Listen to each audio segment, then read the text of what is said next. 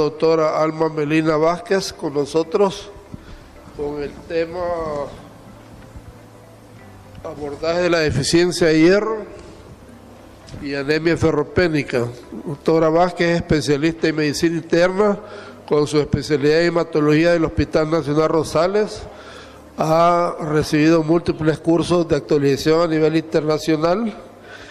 Igualmente ha participado como investigadora en varios trabajos científicos y actualmente forma parte del plantel de hematólogos del Hospital de Oncología. Los dejo con la doctora. Gracias.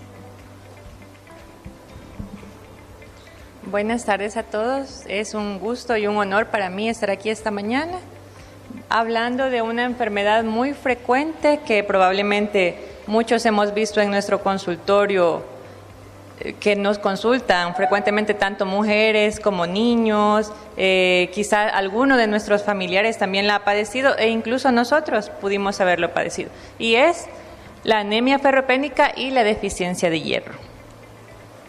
Los objetivos de esta charla es conocer la importancia del hierro en el organismo, comprender la diferencia entre anemia ferropénica y deficiencia de hierro, identificar las indicaciones para el uso del hierro oral y parenteral, determinar las ventajas y desventajas de las diferentes opciones terapéuticas. Y para hablar un poco de historia, tenemos que en la época medieval se le conocía como clorosis porque venía del griego que significa verde. Lo asemejaban a una coloración verdosa que se les daba a las jovencitas cuando empezaban a menstruar, y eso es porque venían de una dieta carente en hierro desde la niñez, y cuando ya llegaban a la adolescencia y empezaban a tener pérdidas, se veían más pálidas. Entonces se le llamaba clorosis. Ya para la época de 1920 se vio que no solamente las jóvenes que menstruaban tenían esta condición, sino que también se veía en personas ya de mayor edad, siempre mujeres, pero que por lo general habían tenido también pérdidas menstruales abundantes, y entonces se le empezó a denominar una anemia hipocrómica crónica, porque venía a lo largo de los años. Es un problema a nivel mundial. Se estima que a nivel mundial existen 7.500 millones de personas, y de estos un 30% padece de anemia. De este 30%, la mitad de ellos es una anemia ferropénica. Y en nuestro país no nos vamos muy lejos. En el 2013, la revista Lancet sacó un artículo donde estudiaron la prevalencia de la anemia desde 1995 hasta el 2011, en donde se descubrió que el 10% de las mujeres en edad fértil tienen anemia ferropénica, el 24% de los niños abajo de 5 años también tienen anemia, y además un 15% de las mujeres embarazadas tienen anemia.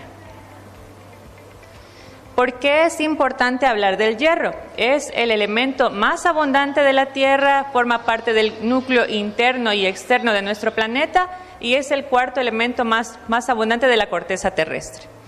Cumple funciones importantes, y una de ellas es que es capaz de producir energía, es capaz de poder transferir electrones, por lo que cataliza reacciones de oxidación. Eso es importante para el tratamiento, ya lo vamos a ver más adelante. Las formas más importantes son la forma ferrosa y la forma férrica. ¿Dónde se encuentra el hierro alojado en nuestro organismo? Un 65% se encuentra en el grupo hemo de la hemoglobina, es decir, la mayor parte del hierro está ahí. Un 12% está en el almacenamiento en nuestra reserva, que sería la ferritina y la hemosiderina, y en menores cantidades tenemos en la mioglobina y en otras enzimas y citocromos que también contienen hierro para sus funciones. Pero la mayor parte está en el grupo hemo. Para que a través de la absorción y las pérdidas de hierro nuestro organismo no tenga anemia, él tiene mecanismos para mantener un nivel estable. Entonces tenemos que en promedio las pérdidas de hierro diarias aproximadamente son de 1 a 2 miligramos por día, es decir, una cantidad bien mínima. A través del sudor perdemos aproximadamente 22.5 microgramos, a través de la orina menos de 0.05 miligramos. Por las menstruaciones perdemos de 0.06 a 0.025 miligramos por kilo. Más o menos cuando nosotros tengamos una paciente que nos consulta por menstruaciones abundantes, hay que preguntarle cuántas toallas sanitarias utiliza. Una toalla diurna por lo general absorbe más o menos 15 ml, mientras que una toalla nocturna puede absorber hasta 80 ml. Entonces, si multiplicamos la cantidad de toallas o tampones que utilizan las pacientes, ahí podemos tener un estimado de cuánta sangre está perdiendo nuestra paciente. La absorción más o menos es la misma cantidad que perdemos, 1 a 2 miligramos por día. Y esta absorción puede incrementarse hasta 3 veces si las reservas están bajas. Esta absorción se va a ver influenciada por una hormona que es muy importante y es como la principal en el metabolismo del hierro, y esa se llama hepcidina. Ya la vamos a ver más adelante. ¿Por qué es tan importante el hierro? Participa no solamente en la formación del glóbulo rojo, eso sería como lo principal, pero no participa solamente en eso. Tenemos que participar como cofactor en las reacciones para formar ATP en los miocitos y en el músculo esquelético. También tenemos que participar proveyéndole energía a los oligodendrocitos para que formen las vainas de mielina a nivel del sistema nervioso central, y esto es bien importante porque los niños lactantes que están en su formación todavía del sistema nervioso, si hay deficiencia de hierro, pueden tener alteraciones neurológicas. También participa en la formación de las hormonas tiroideas a nivel de la tiroides porque forma parte de la peroxidasa tiroidea, y participa también en el metabolismo de células que nos defienden, por ejemplo, los macrófagos y los neutrófilos, para ellos formar interleucinas y hacer el proceso de fagocitosis cuando llega un agente extraño.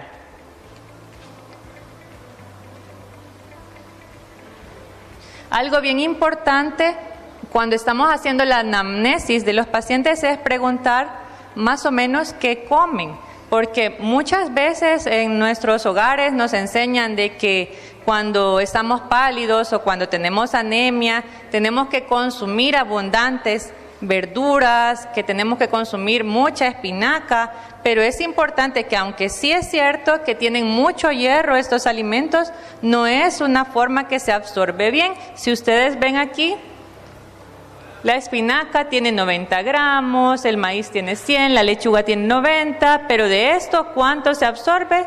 De la espinaca solo 1.4%. Entonces, ¿de dónde tenemos que se absorbe más?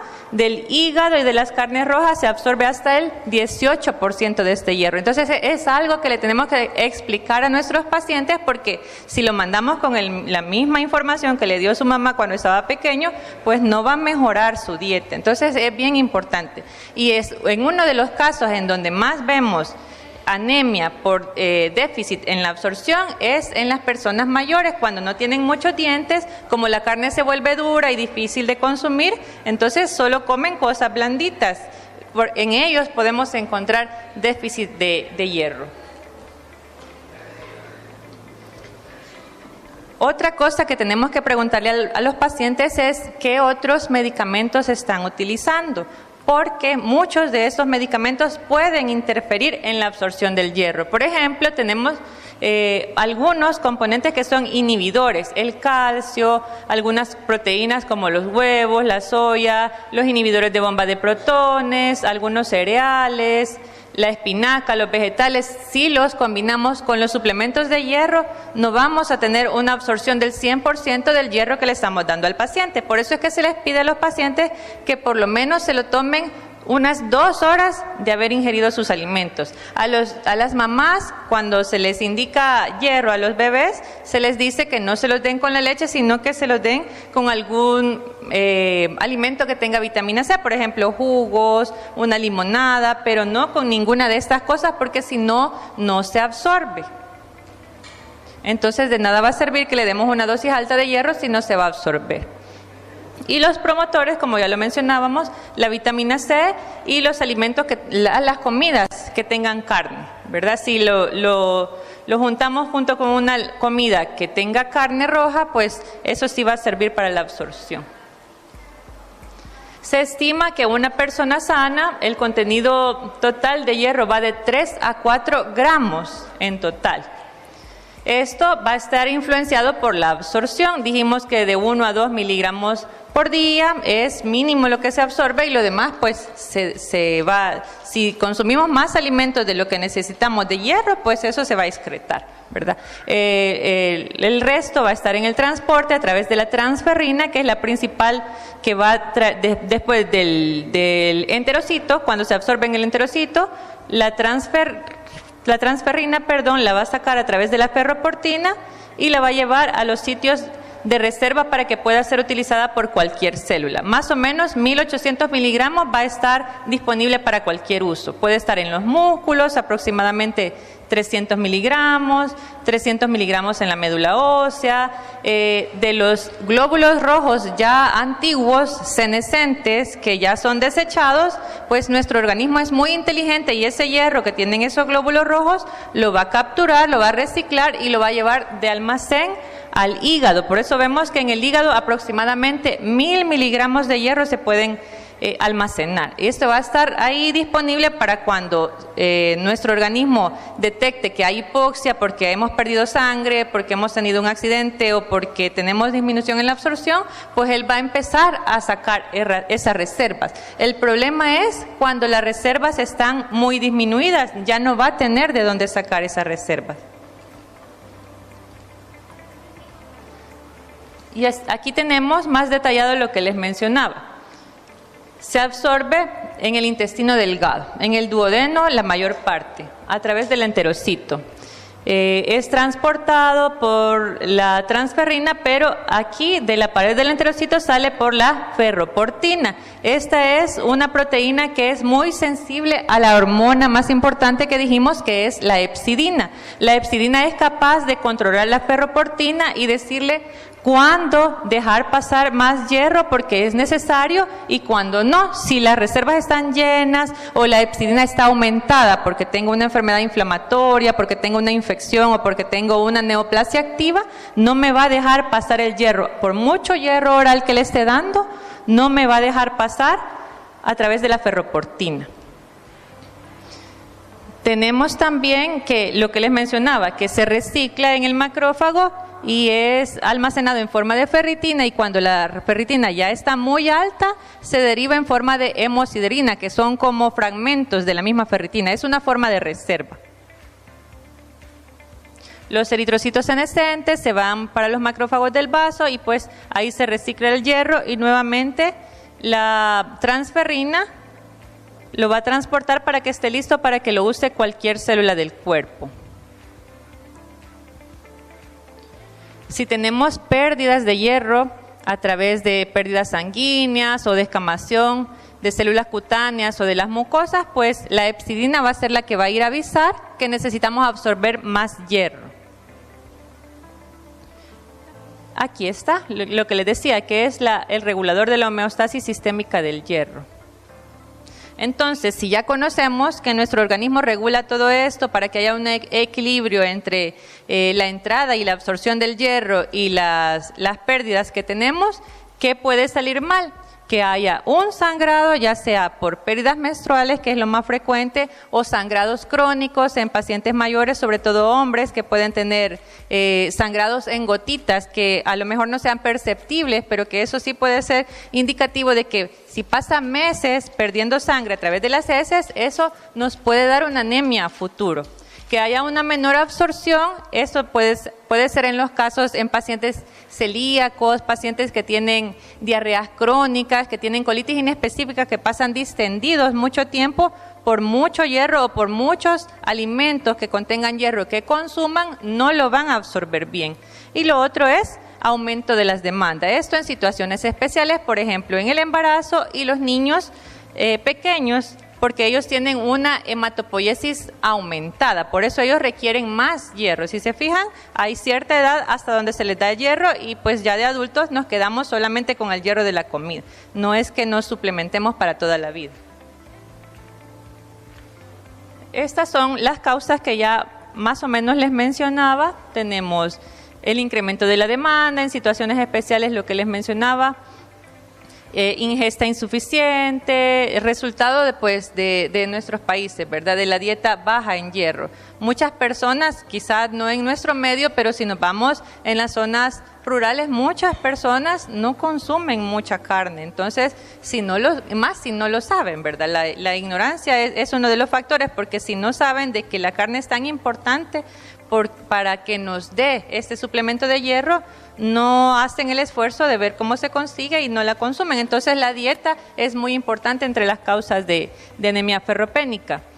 Alteraciones también en la absorción, pérdidas crónicas de sangre, relacionados con drogas, por ejemplo, las personas que utilizan muchos AINES, que les puede dar una gastritis crónica y esto darles pérdidas gastrointestinales, también afecta y puede dar anemia ferropénica. Causas genéticas, que esto no es muy común, una anemia por deficiencia de hierro refractaria a hierro. Esto tiene implicaciones genéticas en las que el hierro oral no aumenta para nada porque ya tiene una condición en la que no le permite absorber el hierro.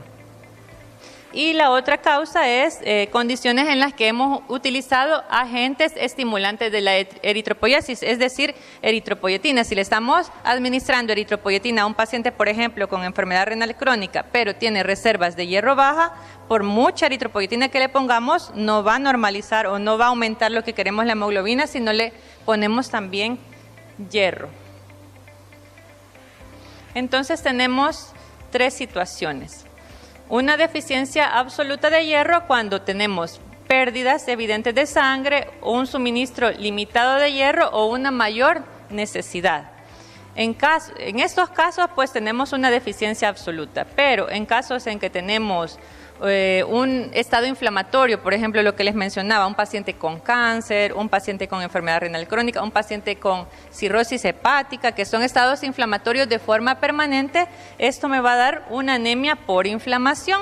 ¿Por qué se llama así? Porque en estos casos la hepcidina aumenta y no va a dejar que se absorba bien el hierro. Voy a tener reservas bajas, el cuerpo va a necesitar más hierro, pero como la hepcidina está más alta, no va a permitir que se absorba. Y la otra situación sería la deficiencia funcional del hierro, en la que tenemos mucho estímulo por la eritropoyetina, pero nos falta reserva de hierro para que pueda llevarse una hematopoiesis adecuada. ¿Qué estudios voy a dejarle al paciente para saber si tiene anemia por deficiencia de hierro o solamente deficiencia de hierro? Tengo que investigarlo siempre en pacientes en que sospeche yo que pueda tenerlo. Por ejemplo, en el embarazo, en los niños o en pacientes que me consulten ya por síntomas por anemia. Pero si yo quiero hacerle un estudio a mi paciente solo como un chequeo, pues lo básico que le tengo que dejar siempre es un hemograma. ¿Qué voy a encontrar en el hemograma? Pues el hemograma me va a decir principalmente si tiene anemia o no. Pero no basta solamente con eso. Si tengo, por ejemplo, una hemoglobina de 12, pero tengo un volumen corpuscular medio bajo y una hemoglobina corpuscular media baja, ya tengo que ir pensando que las reservas de ese paciente están bajas, porque la hemoglobina es lo último que cae. Primero baja la ferritina, es decir, la reserva, y luego baja la hemoglobina. Personas que tengan síntomas, en ellos lo tengo que investigar también. Los síntomas pues son muy comúnmente conocidos: fatiga crónica, aumento del sueño, aumento de la concentración, que se caiga fácilmente el cabello, pica, que eso sí existe realmente, la necesidad de ingerir sustancias extrañas, por ejemplo hielo, tierra, todo eso nos puede sugerir que los pacientes tengan anemia. Claro que no son síntomas que van a presentar todos los pacientes, esto va a depender de cada paciente.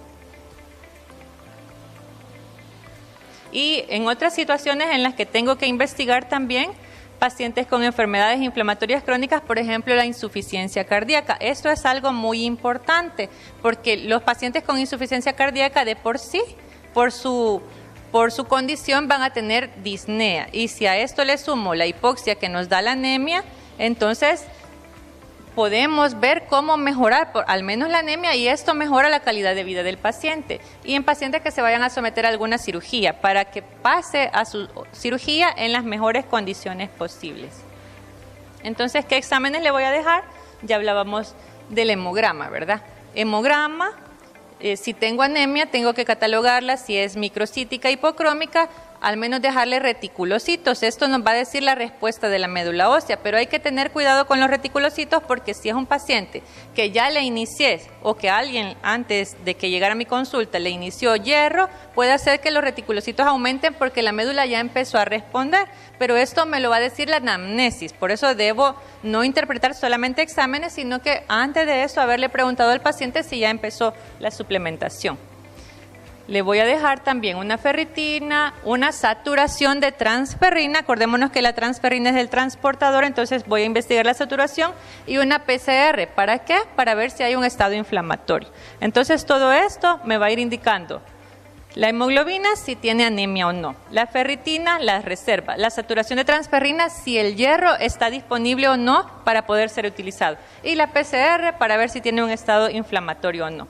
Entonces, si tengo hemoglobina baja, sí voy a tener anemia, pero si tengo hemoglobina normal, pero tengo ferritina baja, saturación de transferrina baja, puedo tener solamente deficiencia de hierro sin tener anemia.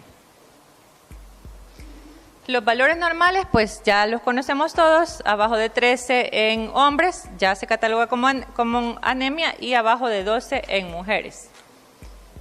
Hablábamos ya de la hemoglobina, esto ya lo mencionamos. Entonces tenemos este esquema que es como básico para interpretar si tengo una anemia por enfermedades crónicas o una anemia por deficiencia de hierro y cómo lo puedo manejar.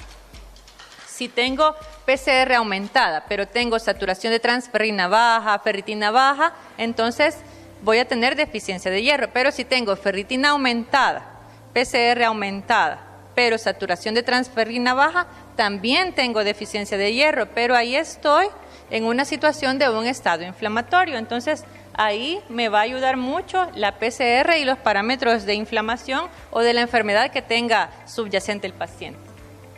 Los valores normales de la ferritina no hay un como valor establecido, pero en la mayoría de los casos se tiene entre 30 a 50. Si tengo ferritina abajo de 30, pues ya sé que sí tiene deficiencia de hierro. En casos de inflamación, si tengo la ferritina menor de 100, también tengo deficiencia absoluta de hierro, pero si tengo una ferritina más de 100, pero una saturación de transferrina menos de 20, tengo una deficiencia de hierro funcional, porque el hierro no está disponible porque la hepcidina me lo está bloqueando. Esto ya lo mencionábamos. ¿Cómo voy a hacer el control de los pacientes cuando ya le inicie el tratamiento? Pues más o menos cada 3 meses. En 2 semanas de haber iniciado la terapia, pues ya puedo tomar un hemograma para ver si va respondiendo. Pero más o menos al mes y a los 3 meses hay que hacerles un chequeo. No basta solamente con normalizar la hemoglobina, hay que aumentar las reservas de hierro también. Si le inicio suplementación al paciente y a los 3 meses ya no tiene anemia, tengo que verificar si la ferritina ya llegó a lo normal y si no está perdiendo sangre todavía, porque si sigue perdiendo, obviamente va a seguir bajando por mucho hierro que le dé. Entonces, ¿qué vamos a tratar? Si tiene anemia, la anemia, pero si tiene solamente deficiencia de hierro, es decir, ferropenia, vamos a tratar eso. Las opciones terapéuticas son hierro oral y hierro parenteral. El hierro oral tengo que ver que me lo vaya a absorber bien. Lo ideal es que le midiéramos niveles de hepcidina al paciente para saber si el paciente me va a responder bien al hierro o no. Pero la hepcidina no es un examen que esté a la mano, ¿verdad? Entonces, lo que sí puedo hacer es investigar si padece de diarreas crónicas, si padece mucho de colitis, si no tiene nada de eso, pues sí puedo intentar con hierro oral y sí no necesito resolver tan rápidamente la anemia, si no es un valor que me comprometa la vida. El hierro endovenoso, si tiene enfermedades crónicas subyacentes, lo que les mencionaba, si tiene PCR elevada, marcadores de inflamación elevados, pero tengo saturación de transferrina baja, tengo que utilizar hierro parenteral porque no me lo va a absorber bien el oral. La transfusión de glóbulos rojos sería el último recurso. Acordémonos que la mejor transfusión es la que no se hace. Es decir, siempre, por muchas pruebas que se le hagan a la bolsa de sangre, siempre podemos adquirir alguna infección, siempre podemos padecer de alguna reacción transfusional e incluso morirnos de una transfusión. Y es algo que muchas veces no le decimos al paciente, pero sí es bien importante. Entonces, si podemos manejar la anemia sin transfusión, hay que hacerlo. El hierro oral, lo que les mencionaba que es importante porque es capaz de transferir energía, es importante porque participa en reacciones de reducción de fosforilación oxidativa, entonces es capaz de generar radicales libres. Y si nos acordamos, los radicales libres pueden ser tóxicos para nuestro organismo. Esto, por lo general, es en una cantidad irrelevante fisiológicamente, pero sí todavía se están haciendo estudios para ver qué tanto participa, cuánta toxicidad hay del hierro por esta generación el estrés, de su participación en el estrés oxidativo. Del hierro oral tenemos diferentes sales, pero la más conocida es el sulfato ferroso. Las dosis mejor efectivas y mejor toleradas son las dosis bajas. El sulfato ferroso, si se recuerdan, viene de 300 miligramos, pero solamente trae 65 miligramos de hierro elemental. Entonces, si la dosis que le quiero dar es 100, pues le tengo que dar 2 tabletas. Pero el sulfato ferroso es como de los que más efectos secundarios puedan tener. Entonces, lo mejor es decirle al paciente que se lo tome por lo menos unas 3 veces a la semana, porque después de la primera ingesta de hierro, los niveles de hepcidina, que era mi hormona que me bloquea la absorción de hierro, van a aumentar. Entonces, la dosis del segundo día no me la va a absorber, más que le voy a dar molestias gastrointestinales. Entonces, mejor le puedo decir que se lo tome 3 veces a la semana. Y siempre los cuidados de las comidas, que no vaya cerca de las comidas y que si es posible lo tome junto con vitamina C o con algún medio ácido. Las otras opciones son el hierro intravenoso, cuando los pacientes no toleren el hierro oral o cuando no haya una respuesta adecuada al hierro oral. Si ya tenemos un mes de hierro oral y aseguramos que el paciente se ha adherido bien al tratamiento, pues ya tenemos que ir pensando en cambiarlo a hierro parenteral. Una anemia severa entre 7 a 8 gramos en el segundo y tercer trimestre del embarazo, porque en el primer trimestre, aún no se tiene suficiente información para poder utilizar hierro intravenoso durante el primer trimestre, que es el periodo de la organogénesis. En los pacientes que están utilizando eritropoyetina, ya sea pacientes con enfermedades mielodisplásicas o pacientes con enfermedades crónicas que le estamos dando agonistas de la eritropoiesis, tenemos que utilizar hierro parenteral porque no se benefician del hierro oral junto con eritropoyetina. Y bueno, el hierro intravenoso, lo que les mencionaba, que en el primer trimestre no es recomendado, si tenemos sobrecarga de hierro tampoco, o hipersensibilidad a los componentes del hierro. Hay varias opciones de hierro endovenoso. Tenemos el gluconato, el hierro sacarosa, los dextranos de alto peso molecular. Quizás de los más conocidos son el hierro sacarosa, pero estos por lo general pueden dar mayor inmunogenicidad, es decir, que nos pueden dar más alergia. Por eso nos limitamos un poco porque las dosis que utilizamos tienen que ser menores y en mayor cantidad de tiempo, porque los pacientes pueden presentar alergia. Si les ponemos un antialérgico antes del hierro pueden tener hipotensión incluso por la clorfeniramina, entonces lleva mucho problema. Pero sí existe una molécula que es con menor inmunogenicidad, menor toxicidad porque no libera muchos radicales libres, y esa molécula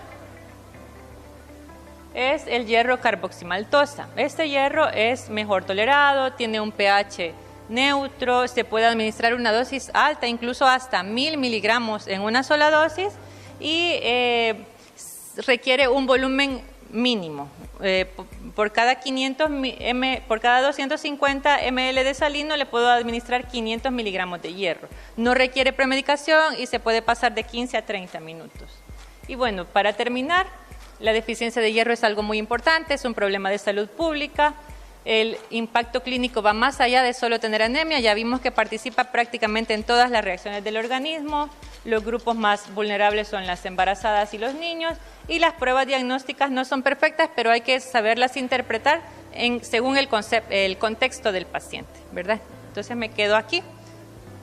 Solo les traía una foto de nuestro lago de Coatepeque, que tan bonito se ha puesto en estos días.